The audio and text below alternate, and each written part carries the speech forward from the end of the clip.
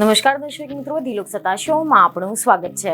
આખા વિશ્વની સાથે ભારતનો અને તેમાં પણ ખાસ કરીને ગુજરાતના જીવમાં જીવ આવ્યો છે, કારણ કે ભારતીય મૂળના ગુજરાતના વતની અમેરિકન અવકાશયાત્રી સુનિતા વિલિયમ્સ સ્પેસમાંથી સમુદ્રમાં ઉતરાણ કર્યું છે, પરંતુ હવે 9 મહિના પછી આખરે તેમનું ધરતી પર સફળ રીતે પુનરાગમન થયું ખરું, અને તેની સાથે જ તેમના સહ અવકાશયાત્રી બુચ વિલ્મોર પણ ધરતી પર પરત ફર્યા છે।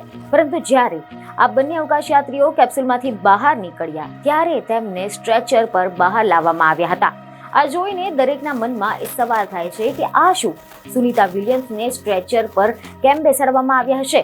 શું તેઓ સ્વસ્થ નથી કે તેમને પૃથ્વી પર પરત ફરતાની સાથે જ સ્ટ્રેચર પર લાવવામાં આવ્યા? તો અહેવાલ એવા મળી રહ્યા છે કે સુનિતા વિલિયમ્સ એકદમ સ્વસ્થ છે અને તેઓ બીમાર નથી, પરંતુ હા, કેપ્સ્યુલમાંથી તેઓ બહાર આવે છે ત્યારે તેમને સ્ટ્રેચર પર જ લઈ જવાનો એક પ્રોટોકોલ છે।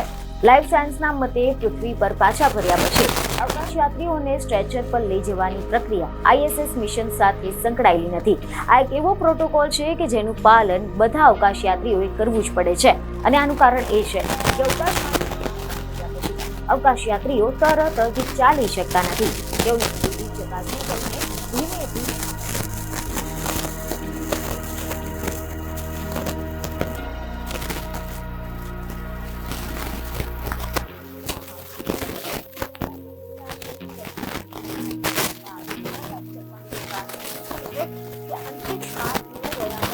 શરીરમાં અસ્થાયી ફેરફાર જોવા મળે છે। એવામાં જ્યારે તેઓ પૃથ્વી પર પરત ફરે છે ત્યારે શારીરિક બદલાવને ધ્યાનમાં રાખીને સઘન સુરક્ષા પ્રક્રિયા અપનાવવામાં આવે છે, અને આ બધા કારણોસર સ્ટ્રેચરનો ઉપયોગ કરવામાં આવે છે। તો આ સિવાય બીજું કારણ એ પણ કહેવામાં આવે છે કે અવકાશયાત્રીઓ જ્યારે પૃથ્વી પર પાછા ફરે છે ત્યારે પાછા ફરતી વખતે ચક્કર અને ઉબકા અનુભવી શકે છે, અને આ બધી બાબતોને ધ્યાનમાં રાખીને પણ અવકાશયાત્રીઓ પૃથ્વી પર આવતાની સાથે જ તેમને સ્ટ્રેચર પર લઈ જવામાં આવે છે। કેટલાક અહેવાલોમાંથી તો એવી માહિતી મળી છે કે પૃથ્વી પર પાછા ફરતાની સાથે મુસાફરો ગુરુત્વાકર્ષણનો અનુભવ કરે છે અને અવકાશમાં તેઓ વજનહીન હોય છે। ત્યારે આવી સ્થિતિમાં જ્યારે તેઓ પૃથ્વી પર આવે છે ત્યારે તે માહોલને અનુરૂપ થવામાં થોડો ઘણો સમય લાગતો હોય છે। આની સાથે જ અવકાશમાં લાંબા સમય વિતાવતા અવકાશયાત્રીઓ મુખ્યત્વે હાડકાં નબળા પડી જવાની સમસ્યાનો સામનો કરવો પડે છે।